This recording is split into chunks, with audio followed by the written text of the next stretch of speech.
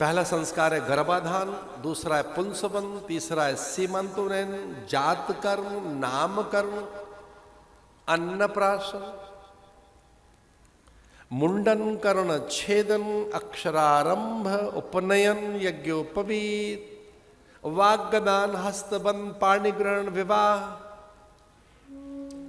उससे पूर्व में समावर्तन, और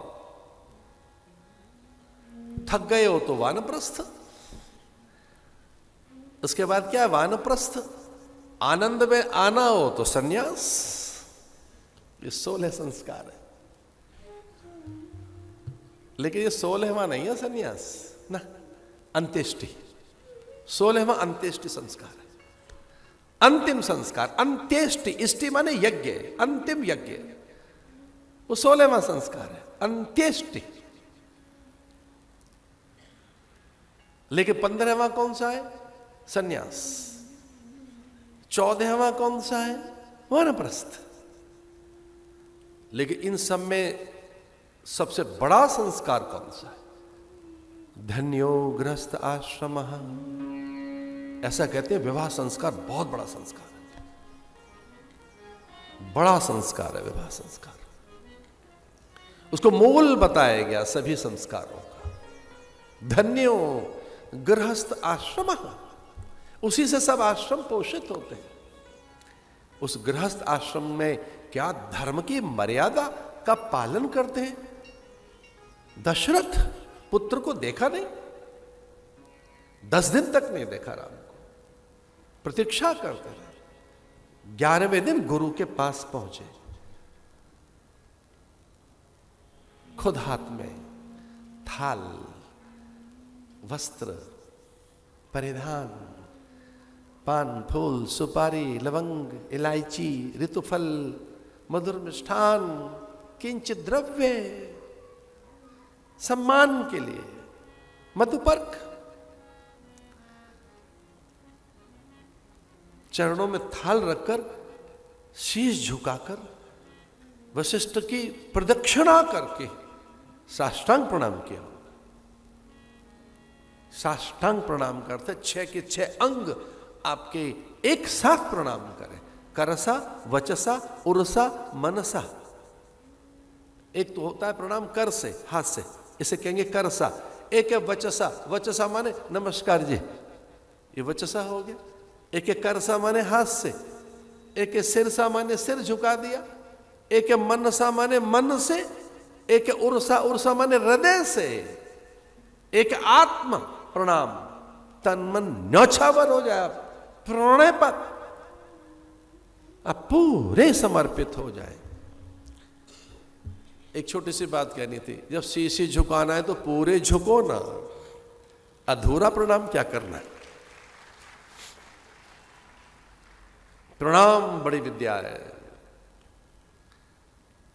समुची वसुधा के वैभव का एकमात्र भोक्ता इंद्र जिसको शीश झुकाता हो, यम वरुण कुबेर जिसकी वंदना करते हो, जिसके द्वार पर बृहस्पति, सनकादिक, नारद और ब्रह्मा नित्य आगमन करते हो, जिसके द्वार पर सन्यासियों के झुंड में महादेव आ जाता हो, ऐसे दशरथ अपने गुरु को साष्टांग प्रणाम कर रहे। कृतज्ञता है उसमें, थैंक्स गिविंग। आपने यज्ञ कराया था, फल मिल गया, यज्ञ फल, चलो भगवान नामकरण करने के लिए चलिए।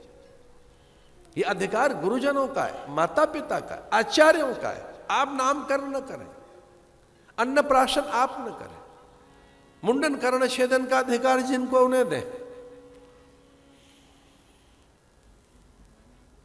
अन्नप्राशन का भी अधिकार आपका नहीं है, वो पुरोहित का है।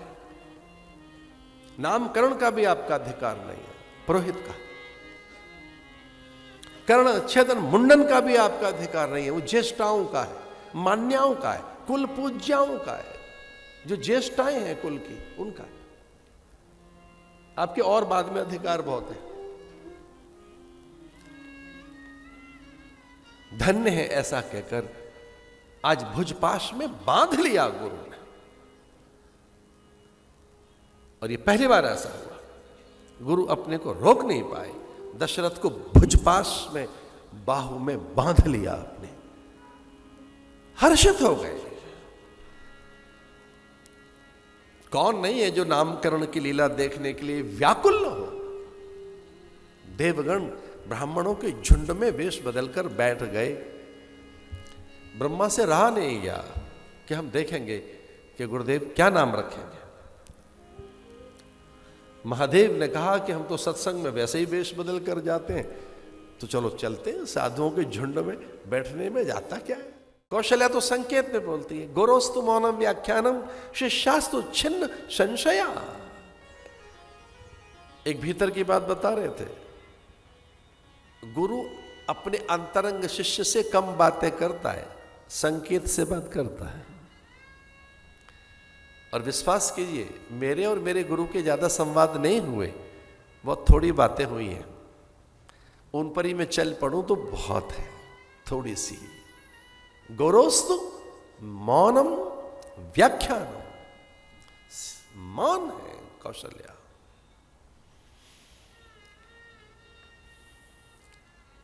मौनम सर्वार्थ साधनम। एक हाथ केकई ने पकड़ा और दूसरा सुमित्रा ने। जी जी बोलो ना।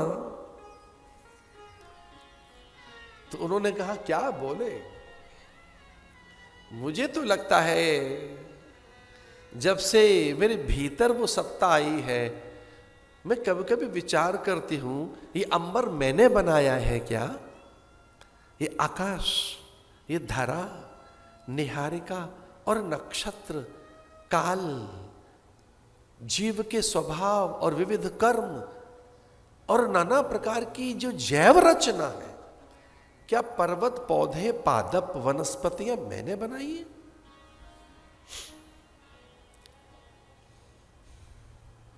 क्या ये जो चंद्र तारिकाएं हैं, निहारिकाएं हैं, ये मैंने बनाई है क्या? तो मुझे लगता है कि रे मेरे भीतर जो है वो आ रहा है जिसने पूरी धरती और ये संपूर्ण जैव जगत बनाया है। तारे बनाए, चंद्र बनाया, सूर्य बनाया, एक नहीं। कौशल्या थक गई कहते कहते। एक नहीं, कोटि कोटि आदित्यों की रचना जिससे होती है।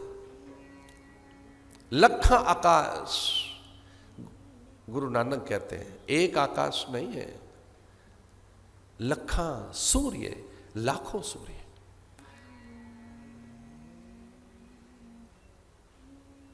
जा दिन ते हरि गर्भई आए, सकल लोक सुख संपत्ति छाए। जा दिन ते हरि गर्भई आए। जैसे ही हरि आए तो सकल लोक सुख संपत्ति छाए। यह समूची सृष्टि, जीव रचना, मुझे लगता है कि मैं ब्रह्म जननी, मैं नारायण की मां बनने वाली हूं, मुझे ऐसा लगता है। और हर्षित हो गई सुमित्रा, गिर पड़ी चरणों में ये कहकर कि फिर मेरी अनुभूति और दोहद फिर सत्य ही तो सिद्ध हुआ कि मेरे भीतर जो एक बालक है वो ब्रह्म का अनुचर होगा। और ब्रह्म का उपासक होते हैं महात्मा, भगवान की उपासना करते हैं साधु। तो ये केकई का बेटा तो साधु होगा, तो मेरा एक बालक साधु की सेवा में और दूसरा ठाकुर की सेवा में। एक बालक ठाकुर सेवा, एक साधु सेवा।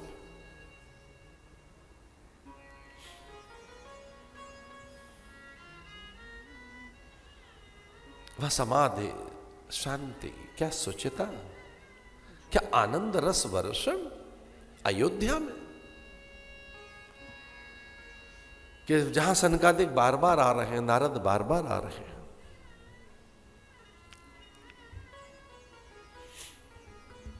नौमी तिथि मधुमास पुनीता, शुक्ल पक्ष अभिजित हरि प्रीता। मैं वाल्मीकि रामायण में से कोई बात सुनाऊंगा। जो बहुत ही अद्भुत है। ततो यज्ञे समाप्ते तु ऋतूनाम षट् समत्युः ततश्च द्वादशे मासे चैत्रे नवमके तिथौ। अद्भुत बात, क्या बात है। ग्रहेषु कर्कटे लग्ने, ये बता रहे हैं कि क्या लग्न है। प्रोद्यमाने जगन्नाथम सर्वलोक नमस्कृतम कौशल्या सुशुभे तेन पुत्रेणाम ततेजसा भरतो नाम केकय्याम यज्ञे सत्य पराक्रमः। अद्भुत बात। तो पुनर्वसु नक्षत्र में कौन, पुष्य नक्षत्र में कौन, पुष्ये जातस्तु भरतौ मीन लग्ने प्रसन्नधे जगु कालम च गंधर्वा। ये ऐसे उनके बात हैं। ज्येष्ठम रामम महात्मान भरतम के कई सुतम। ये वाल्मीकि रामायण के अनुसार प्रसंग है, तो हमें लगा कि वाल्मीकि रामायण का आदर करें।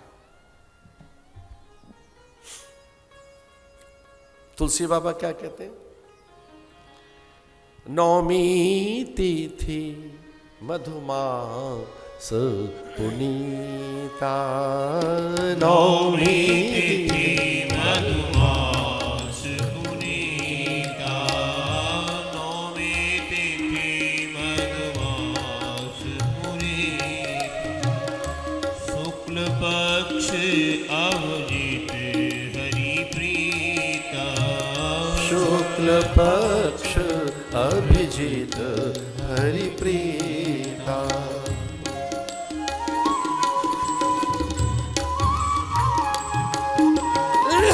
नौमी तिथि मधुमास पुनीता, शुक्ल पक्ष अभिजित हरिप्रीता, नौमी तिथि मधुमास पुनीता, नौमी तिथि मधुमास पुनीता।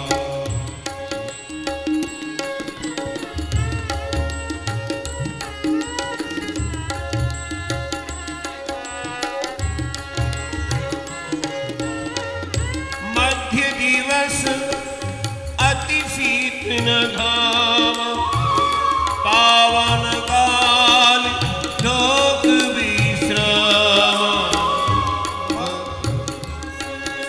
शीतन घामा पावन काल लोक विश्राम, नौमी तिथि मधुमास पुनीता, नौमी तिथि मधुमास पुनीता, योग लगन गृह बर तिथि, सकल भय अनिको,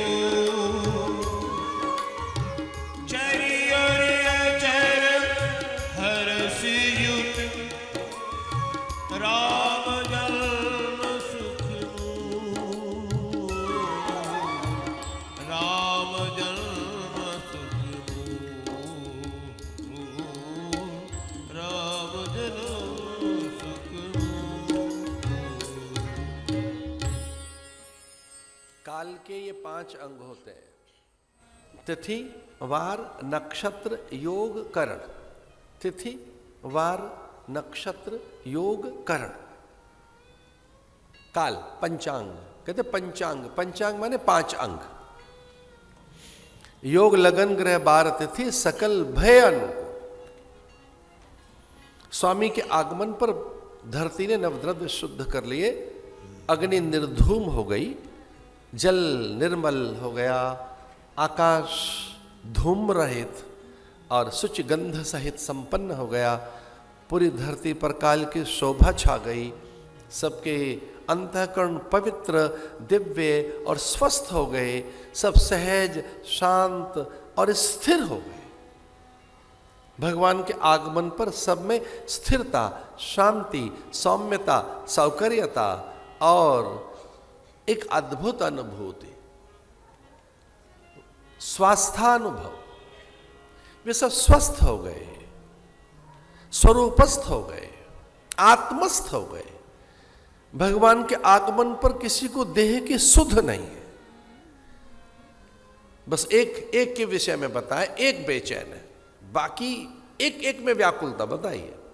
अयोध्या में एक प्राणी है जो व्याकुल है, बाकी कोई नहीं, सब शांत है। अब किसकी व्याकुलता की चर्चा है? आपको जिज्ञासा होगी कि सारी प्रजा शांत है, स्थिर है, पूरी प्रजा में समाधि है, सुख है, आनंद है। राम के जन्म के समय एक कौन व्याकुल है? कहते हैं दशरथ जी व्याकुल है। किस बात को लेके व्याकुल है? बोले हमें मर्यादा नहीं है, प्रसूति का गृह में हम नहीं जा सकते, रानियों के बीच में हम कैसे जाएं, वह सचिव सेवक कहां जाए, सब खड़े, वो शांत है, हमें समाचार तो मिले।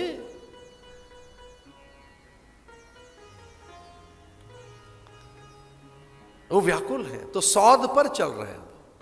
ऐसा लिखा है कि कई बार मणियों की माला, मोतियों की माला, कई बार अनेक रत्न आभूषण, ढेर ढेर वो रत्नों को देखते हैं ऐसे छूकर कि कोई समाचार लाकर दे तो रत्न उछालकर फेंक दें उसकी ओर।